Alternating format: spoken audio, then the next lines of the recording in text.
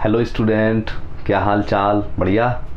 आज की वीडियो में हम डिस्कस करने वाले 5.2 एक्सरसाइज के जो बाद वाले क्वेश्चन हैं उनको। ये बेसिकली क्या है, सब्जेक्ट मैथ्स क्लास 10th के लिए, ठीक है, एपी जो हमारा कॉन्सेप्ट चल रहा है। तो फटाफट अपने क्वेश्चन की तरफ बढ़ते हैं। जो आपके लैंग्वेज वाले क्वेश्चन है उसमें आप देखिएगा। तो ये हमने लास्ट वीडियो में 6 तक कर लिए थे भाई, क्वेश्चन नंबर 6 तक कर लिए थे। आज हम 7, 8, 9, 10 इनको सॉल्व करने की कोशिश करेंगे भाई। तो क्वेश्चन नंबर 7 लेते हैं। क्वेश्चन नंबर 7 ये है, find the 31th term of the AP whose 11th term is 38 and the 16th term is 73। तो सबसे पहले आपका काम यह है कि आपके पास जो गिवन चीज़ें हैं उनको लिख लो। जैसा कि हमें क्या समझ में आया है यहाँ पर कि 31st टर्म हमें फाइंड करना है। ए 31st जो है हमें फाइंड करना है।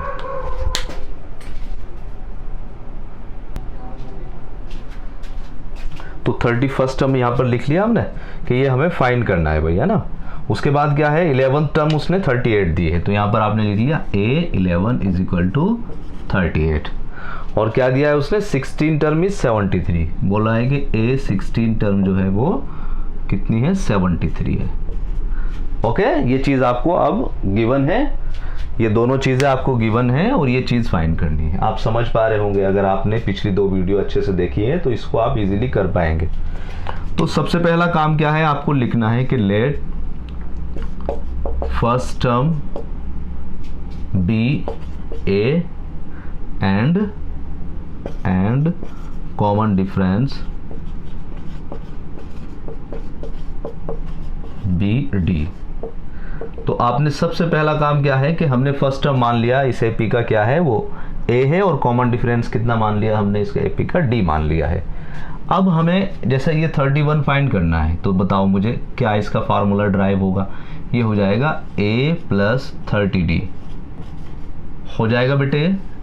अब जब आपको पता चल गया a प्लस 30d है तो a की वैल्यू निकालनी है और d की वैल्यू निकालनी है। ओके, और ये कहाँ से आएगी, इन दोनों कंडीशन से आ जाएंगी। अब देखो ज़रा, जैसे कि आपने लिखा A11 इज इक्वल टू 38।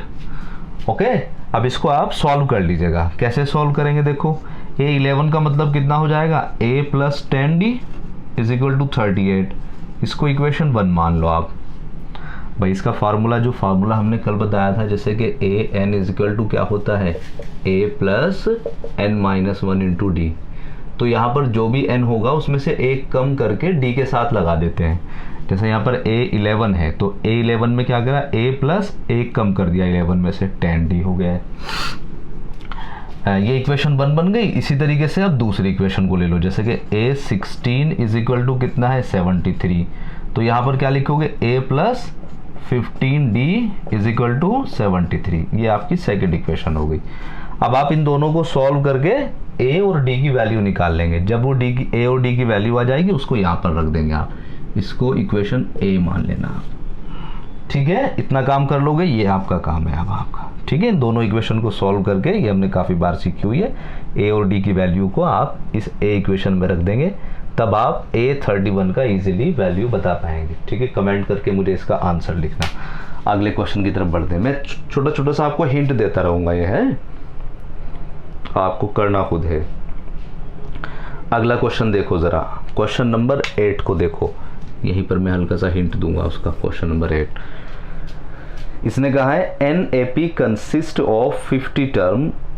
एक किसी एपी में 50 टर्म है, of which third term is 12, उसका तीसरा टर्म 12 है, and the last term is 106, और उसका सबसे बाद वाला टर्म जो है वो 106 है। फाइंड द 29th टर्म, उसका 29वां टर्म क्या होगा आपको बताना। तो सबसे पहले आपको ध्यान रखना है कि क्या क्या चीज़ें गिवन है।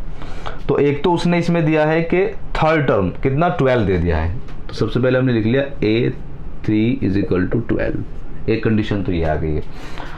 और उसने ये बोला है कि इसमें टोटल कितने टर्म है, 50 टर्म है। तो अगर मैं AP को थोड़ी देर के लिए आपको ये बताऊं कि जैसे ये AP है, ये पहला, ये दूसरा, ये तीसरा, इस तरीके से बनेंगे भाई टर्म।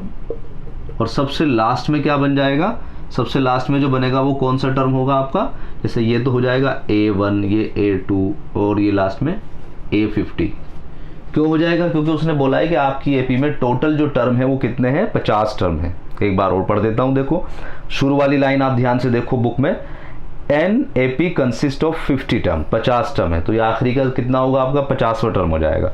फिर उसने बोला है लास्ट टर्म इज 106, उसने बोला है जो लास्ट वाला जो टर्म है वो कितना है आपका? 106 है। तो यहाँ से एक और कंडीशन मिल गई आपको कि A50 इज इक्वल टू 106। एक इक्वेशन तो ये यहाँ से तैयार होगी आपकी, एक यहाँ से तैयार होगी। पहले ऊपर वाले से क्या तैयार हो जाएगी? A plus 2D is equal to 12, एक इक्वेशन तो ये हो गई। और इससे क्या हो जाएगी? 50 वाले से मैं यही लिख रहा हूँ भाई, A plus 49D is equal to 106, ये सेकेंड इक्वेशन। दोनों को आप सॉल्व करके क्या निकाल सकते हैं? A और D की वैल्यू। आगे देखते हैं क्या फाइंड करा रहे हैं। और ये बोल रहा है फाइंड 29 टर्म, तो आपको A29 फाइंड करना है। तो A29 का मतलब कितना हो गया? समझ गए आप? A प्लस 28D, वैल्यू रख देंगे A और D की, कैलकुलेट कर लेंगे। दोनों क्वेश्चन को आप इजीली सॉल्व कर पाएंगे। नेक्स्ट की तरफ बढ़ेंगे भाई, इनको मिटा देता हूं।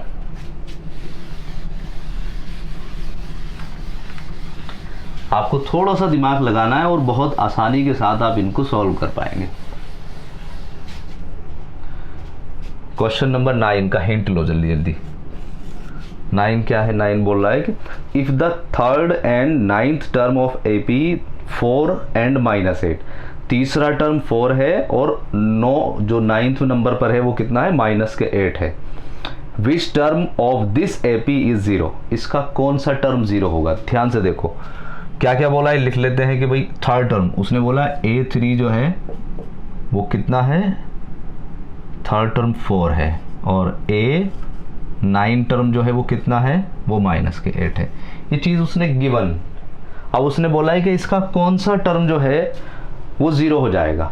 क्वेश्चन ये पूछा है कौन सा टर्म। आपने कहा है कि मान लेते हैं कि let nth term of this AP is 0। आपने क्या कहा कि इसका मान लेते हैं कि nth नंबर पर जो टर्म आएगा वो 0 है। इट मीन्स आप क्या बोल रहे हो? आप बोल रहे हो an is equal to 0। Okay, अब यहां से आप क्या करना है? देखो यहां से दो इक्वेशन तैयार हो गई आपकी, A plus 2D is equal to 4 और A plus 8D is equal to -8, equation 1 और इक्वेशन 2।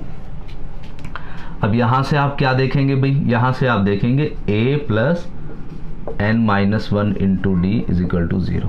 ओके, अब जब इन दोनों को सॉल्व करोगे ना आप, तो A और D की वैल्यू आ जाएगी। तो A की वैल्यू रख देना, D की वैल्यू रख देना और n की वैल्यू आप यहां से फाइंड कर पाएंगे और वही आपका आंसर हो जाएगा। ऑल राइट, चलो आगे बढ़ते हैं भाई, क्वेश्चन नंबर 10 की तरफ बढ़ते हैं। क्वेश्चन नंबर 10 है द 17 टर्म ऑफ NAP, 17वां टर्म जो है NAP एक्सीड्स, बुक में देखो भाई एक्सीड्स ज्यादा है इट्स 10th टर्म, कि उसका 17वां टर्म जो है उसके 10वें टर्म से 7 ज्यादा है। Find the common difference. आप समझ गए होंगे, जल्दी से लिखो भाई और फिर मैच कर लेना। क्वेश्चन 10 है 10वां टर्म, क्वेश्चन नंबर 10 भाई। तो क्या क्या बोला है उसने कि उसने बोला है कि 17वां टर्म जो है और ज़्यादा है कौन से टर्म से? 10वें टर्म से। ज़रा ध्यान से समझना बेटे इस बात को। उसने कहा है कि 17वां टर्म इस 10वें टर्म से ज़्यादा है। कितना ज़्यादा है भाई? 7 ज़्यादा है। तो आपको हमेशा ध्यान रखना है कि इसमें छोटा वाला टर्म कौन सा है। उसने कहा ये वाला ज़्यादा है, तो इसका मतलब ये छोटा है। जो छोटा होगा फिर जितना भी नंबर ज़्यादा बता रहा है वो उसमें प्लस कर देना, बराबर आ जाए।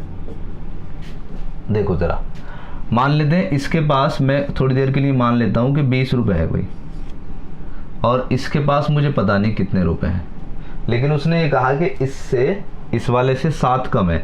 तो आप समझ गए इसके पास कितने रुपीज़ हो गए हैं? 13 रुपये हैं यहाँ पर। जब भी तो होंगे भाई, क्योंकि उसने कहा है कि इस वाले के पास इससे 7 ज़्यादा है, तो इस पर 13 है, तो यहाँ पर कितने हो जाएंगे? 20। अगर मैं जो पैसे की डिफरेंस बता रहा है वो यहाँ छोटे वाले में प्लस कर दूँ तो देखो अब बराबर आ जाएंगे। है ना, 13 और 7 कितने हो जाएंगे 20। समझ पा रहे हो, थोड़ा बहुत तो समझ में आ गया होगा। तो आपको क्या करना है, हमेशा ये देखना है कि कौन सा बड़ा नंबर है कौन सा छोटा नंबर है। जो छोटे वाला होगा उसमें 7 प्लस कर देना, या दोनों का डिफरेंस लेके वो इक्वल लगा देना। ऐसे भी कर सकते हैं हम A17, अगर हमें समझ में नहीं आ रहा तो A17 माइनस ये दोनों का डिफरेंस कितना आ जाएगा, वो 7 आ जाएगा। एज यू लाइक, जोन सी भी इक्वेशन बना लेना। यहाँ से एक इक्वेशन तैयार हो जाएगी आपकी। अब वो आगे क्या पूछ रहा है भाई, वो आगे पूछ रहा है find the common difference. Common difference बता रहा है, तो इसी को यहीं से सॉल्व करते जाएंगे। जैसे इसको आप अगर सॉल्व करेंगे तो 17, इसको क्या लिखेंगे A16D and it is equal to यहाँ पर कितना A9D n प्लस के 7। सॉल्व कर लेना, D की वैल्यू निकल कर आ जाएगी। ठीक है, बहुत ईजी है, आप आराम से सॉल्व कर पाएंगे इसको। अगला question, which term of this AP will be 32 more than it's 55 term. 11 question को देखो अब जरा। क्वेश्चन नंबर 11, इसने बोला है कि which term of this AP, एक AP दे रखी है इसने, AP लिख लेते हैं। AP है हमारे पास 3, 15, 27, 3, 15, 27, 27, 39। अब इसने ये कहा इस AP का, देखो अब ध्यान से समझना कि which term of this AP will be 32 more than 50। इसने कहा कौन सी टर्म इसकी 54 टर्म से कितनी ज्यादा है, 132 ज्यादा है। तो आपने क्या, nth टर्म है वो, आपने कहा कि इसकी nth टर्म जो है वो इसके 54वें टर्म से ज्यादा है कितनी, 139। ध्यान से समझना भाई, उसने कहा है कौन सी टर्म एक इसके 54वें टर्म से 139 ज्यादा है।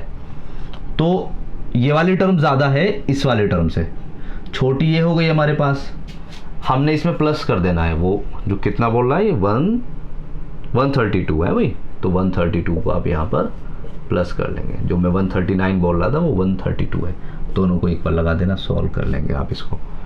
और यहीं पर ये पूछ रहा है, फिर क्या पूछा है इसने फाइनली,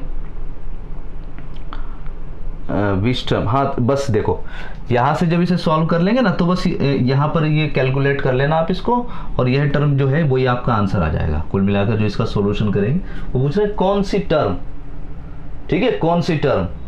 तो अब देखो यहाँ पर देखो दो चीजें निकल कर आती हैं, क्या है, जैसे एक तो पूछ ले कि भाई कौन सी टर्म ज्यादा है ना, तो इसका मतलब क्या है, कौन सी, वो n की बात कर रहा है। तो यहाँ पर आपको क्या करना है, कैलकुलेट करना है n की वैल्यू निकालनी है। अभी जो मैं बता रहा इसको कैलकुलेट करना ना, n की वैल्यू निकालनी है आपको। इसको कैलकुलेट करेंगे कैसे, a plus n minus 1 into D. यहाँ पर कितना, a प्लस 53d प्लस 132। अब a की वैल्यू यहाँ से निकाल लेना आप। a इज इक्वल टू कितना हो जाएगा 3, और d कितना आ जाएगा 15 माइनस 3, 15 माइनस 3 12। रख देना दोनों वैल्यू, a और d को, n की वैल्यू निकाल लेना, मैच कर लेना आंसर। ठीक है, और बताना मुझे कि ठीक आ गया है या नहीं। अगले क्वेश्चन की तरफ बढ़ते हैं।